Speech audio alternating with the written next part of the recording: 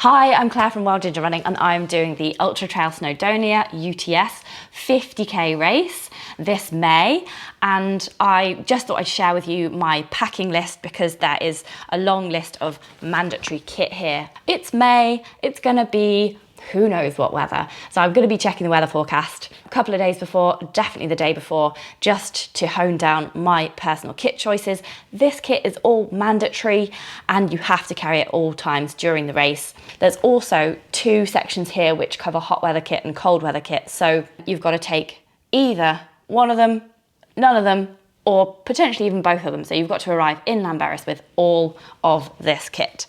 And that's just the bare minimum. So let's have a look at what's on the kit list and what we need to carry at all times. First item on the mandatory kit list is a running pack. So the last race I did, the Manx Mountain Marathon, I used this Salomon Advanced Skin 12. I'm actually going to be changing this up because I did find it a little bit difficult to get into the side pocket. So I'm going to change to the Montane Gecko 12 Plus. I am going to be doing a running packs sort of a larger running packs test on my channel later in the year, so do subscribe so that you don't miss out on that. I'm going to be putting that out before I do the Montane Lakeland 50 in July, fingers crossed. I also prefer where the poles are situated on this backpack. There's a clear set of loops here for poles down the side of each shoulder strap, whereas on the Salomon, as far as I can see, they're going to be wanting you to carry them underneath, and it just seems like they might bang about a little bit there. You could also go for the quiver option there, but I haven't actually got one, so I'm going to use the Montane Gecko. You also, as part of the main kit list, the main mandatory kit list that you have to absolutely carry, you've got to carry 1 litre of water. So these couple of bottles definitely cover that. The next item on the list is your smartphone. So I've got mine here. You've got to download the Live Run application. That's got to be installed and activated before the race, and you've got to allow international roaming as well so that you can use it in the UK if you're not from here. They're going to activate this a few days prior, so you'll go on and you'll see the race on there, the UTS 50 or 100k or whichever one you're doing. It'll have an SOS beacon on there, so if any emergencies happen, then we'll be notified via it, and it will tell you whether we're going to be activating that hot or cold mandatory kit. Definitely need to check in with that just prior to the race. Next thing is a personal beaker, 15 cl. So this is just a little Hydro Pack cup. Really lightweight. You might just want to have some energy drink at the aid stations in this, or a cup of tea, something like that. Then we've got head torches. So I'm doing the 50k race, so I'm only required to take 1 head torch with a spare battery. But for the 100k, it's 2 working torches. You've got to have a spare battery for each torch.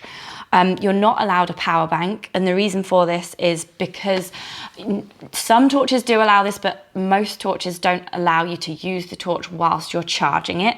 And also power banks are heavier than a spare battery, and they are also prone to water damage. So it's just a ruling from the race organisers at UTMB that you're not allowed to use power banks, unfortunately. Might mean an extra cost for some people. I am going to be taking the Petzl Ticker Core. It's 400 lumens. The specification is for 200 lumens minimum on this race. This is great because it's got a rechargeable battery inside, so this is the core battery just here, but you can also put in 3 AAAs into the same area, so that is my spare batteries. On the 50k, the cut-off time is 10 p.m, so I could potentially be down without needing it, but definitely got to be on the mandatory kit list. You never know what's going to happen. Then it's a survival blanket or bag. Now, I would always say bag because if you've got a blanket, it flaps around in the wind. You've got to hold it with both hands, and you can't do things like, you know, get an emergency message out on your phone. Survival bag, you can just get inside, you can be warm, and that is why I would always take a bag. You can just get inside, no faffing, you warm up really, really quickly. A whistle is on the backpack somewhere. There we are. Now the next item I didn't know what that was. It's called self-adhering elastic bandage, minimum 1 meter by 6 centimeters. So that is not K-tape. I thought that might be K-tape. It's actually this. It only weighs about 10 or 20 grams, this. The next item is emergency food. I've got these couple of Morton gels. They're just 40 grams, but I'm gonna supplement my food. I'm gonna tell you a bit about that at the end, but I might supplement that with like a boost bar, flapjack, that kind of thing. Interesting that they don't recommend a first aid kit, particularly of any kind. I don't know if I've chopped that off the end of the list. So I've made my own first aid kit here. This is like my micro first aid kit. Again, it's just in a transparent sealed bag, just because these type of bags just weigh more and they're not waterproof. So inside here, I've got some pre-cut K-tape. This is for around my toes. I've got a tampon. Personally, I hope not to be needing that because I won't be on my period during the race, but if any other runner does need it, then I have it here. I've been caught out in situations like that before without stuff, so I just take it now just in case any other women need a hand. And even if you're a man, consider doing that too, because it's just really helpful. Thanks. A couple of safety pins. We'll get to that in a minute because I may have to make a Saharan hat out of a buff and a cap. So there are my 2 safety pins. 2 alcohol wipes in here for any cuts and grazes to get grit out of them, and then this is an alcohol free, and I just like the fact that it said moist wipe on it, so I'm taking that as well. Then I've got some more pre-cut K-tape. This is slightly bigger. This is for an area around my arch that might rub with the shoes that I'm choosing to take, so there's a big one and a small one there. I've got a couple of normal plasters from Boots there, just for normal injuries. Oh, I've got some more toe tape. I didn't realize I've doubled up on that. I'll take that out. I've got a tissue for, you know, if you get caught short in the mountains. It's not really for blowing my nose. I'll do that disgusting snotting thing. And now I've got my 20 quid, which is the minimum cash that you're supposed to be carrying with you as well. So that's what's in my first aid kit. Personally, yours might contain something different. Maybe I will also add some painkillers to that. I'll write that down. Next item on the list is a waterproof jacket. So I've got 2 options here, which I'll decide closer to the day depending on the weather conditions and the forecast, but I'm leaning towards this at the moment. It's a higher state, bright, luminous yellow, waterproof, really highly visible, would look great in my film. It's 194 grams, so it's not like the lightest weight waterproof that you'd ever carry, but if the weather conditions are going to be a bit cold and rainy throughout the race, this is the waterproof jacket that I want to be taking with me. It's got all the features that you'd need: a fully adjustable hood with a peak, Velcro cuffs, a hem adjustment, full zip, pockets either side, and it's nice and bright as well for if the weather's going to be rubbish, so it'll look good in my film. The other option that I do have jacket-wise is a lightweight Innovate jacket. This one weighs 163 grams. It folds up a lot smaller. There's not a lot in the weight, 30 grams. This one I would only use if I know it's going to be a boiling hot day, and I'm pretty sure of it, because it's got these vents under the arms, so there's holes in the jacket, so it's not actually fully encased. There's extra holes in this jacket, and if it's going to be definitely raining all day, this is not the jacket that I want to use, but it's lighter, so if it's boiling hot, then I will take this one. Then we've got long-legged trousers or race leggings. I am using waterproof trousers for this option. This will be different if you're doing the 100k and the 100 miler, because you also need waterproof trousers as well as these long-leggedy trousers. But for the 50k, it's fine for us to take a pair of waterproof trousers for this option. And these are the Montaigne Podium pants. They weigh 100 grams in a size medium. They're unisex, but I find that they fit perfectly well for women. They're so stretchy. One little tip, undo the zip first down by the ankle there so that you can easily get them on straight away over your shoes. No faffing with zips before you put them on halfway up a windy, cold, wet mountainside. Also, I do need to say this actually, waterproof trousers are then further down on the list, but they're not mandatory for the 50k race. This 50k race goes basically up and down Snowdon twice and then 2 smaller summits.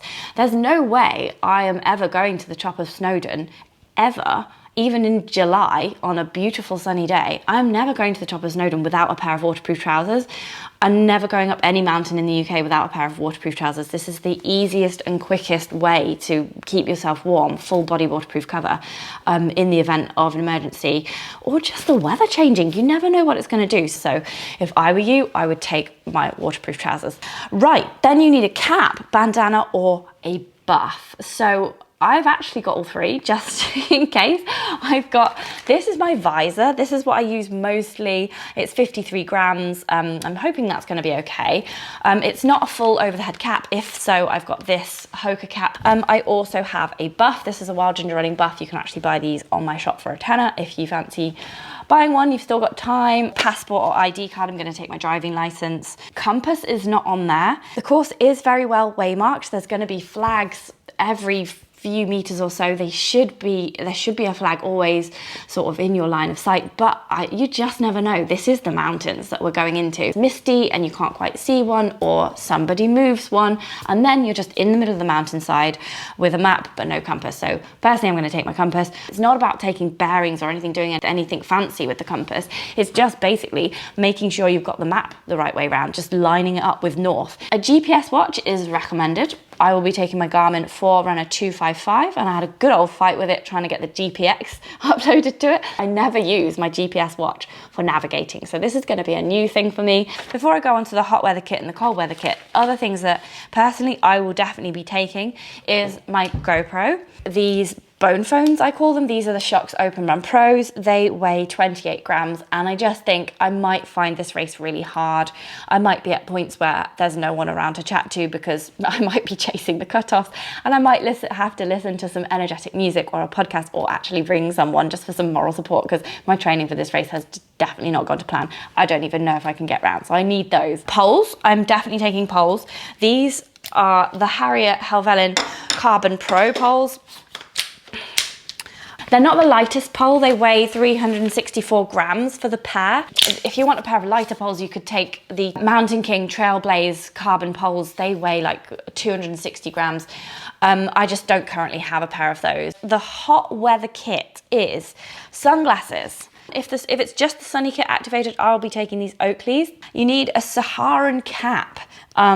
So you can just make one of these. I've got my cap here, my buff, and I've got that couple of safety pins from my first aid kit. Then sun cream, I really like P20. It goes all the way up to 50 plus. So I'll be going out and getting some P20. You're supposed to take some with you. So I'm gonna go for the smallest option possible. It doesn't say how small, so I might email the race organizer about that. Minimum water supply, 2 litres. I would be taking these couple of flasks as well. So I just put them in the back of the pack so that I have the capability to carry 2 litres. Cold weather kit. So jacket with hood, that's going to be the same. Waterproof trousers, tick, done that. Additional warm second layer. It has to weigh at least 108 grams for the men's size medium. This is a super warm layer from Lumi Life. It's 225 grams, so it's easily heavy enough. And if the day looks like it's going to be cold at any point, then I'll definitely be taking this with me. So this is the Lumi Life beanie hat. It's made of merino wool, so again, it's super, super warm. It's 35 grams, like the lightest weight hat that I own. Warm and waterproof gloves, or a combination of outer gloves and inner gloves. So I usually use these, just little, I don't know, fashion type gloves. They're actually really warm, and they've got these little tips on them so that you can still sort of use your mobile phone to take pictures and things with them. I don't actually currently have a pair of over gloves. The only ones I have at the moment are these Marigolds.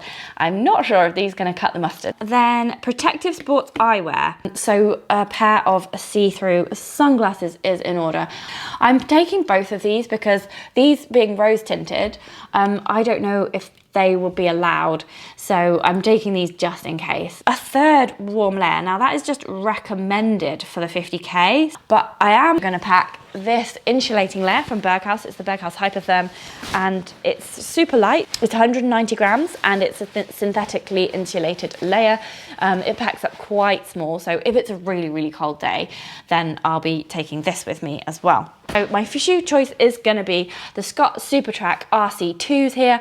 I'm going to treat them to a little clean before we go, and the lugs are really good on these ones. I wore these on the Manx Mountain Marathon, which was definitely fell. There was a lot of boggy stuff there. But the great thing about these is even though they've got really deep lugs, they're sort of a bit like, you know, like the Salomon Speed Cross.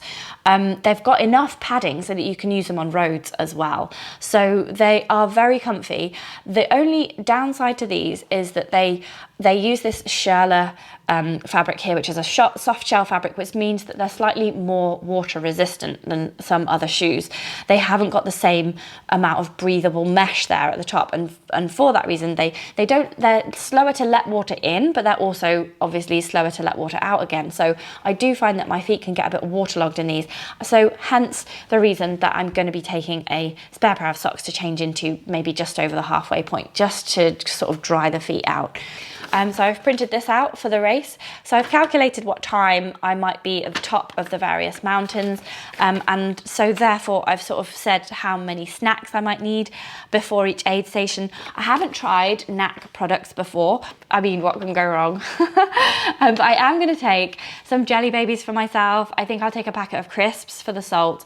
I might take some slices of pizza, maybe a Boost bar for some chocolate, but if it's really hot, then that might not be a great plan. And I am also going to be taking these curranses. So these are a New Zealand blackcurrant extract that I've been sort of experimenting with since December. They're just packed full of anthocyanins, so they reduce the onset of DOMS, which is delayed onset muscle soreness, which I could really do with on this 35-mile race with hardly any training. So the plan is to be taking 2 of these per day for 4 days before the race, then 2 on the morning of the race just before breakfast, and then 2 at about 1 o'clock, so 5 hours into the race. So maybe that's like halfway up climbing Snowdon for the second time, around lunchtime, that kind of thing. And then I'll take 2 per day for 3 days following the race as well, just to see if that reduces the amount of DOMS that I get. So I'll be letting you know. I'm going to do a review of these. I've been using them for a while, sort of on and off, to see the effects of what they do before and after, how they help me on hard training sessions. So that's just going to be interesting. I think that is everything. If you've got any questions, then obviously you can put them in the YouTube comments below, but the best thing to do would be to get on the Facebook group for the UTS Ultra Trail Snowdonia, because the race organizer has been really proactive in there and asking everybody's questions. So I will see you on the start line. I'm doing the 50k race. Definitely come say hi. I'll be the person with the GoPro. Subscribe to the channel. I'm going to be putting a film out about the Ultra Trail Snowdonia 50k race. So you might want to watch that afterwards as well. I'm also doing the Montane Lake Lone 50 this year as well. So I'll be filming some more kit packing and training before the race and the race itself as well. So yeah, I've written a book. It's called The Ultimate Trail Running Handbook. If you want to buy that, click here.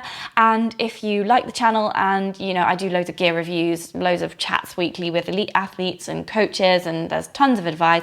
If you've got any other questions about trail running or ultra running, then if you Google your question plus wild ginger running, that will come up with all of the things that I have ever produced on that matter. So hopefully you'll come up with a ton of useful content there. So I hope your training has gone better than mine. I will see you on the start line.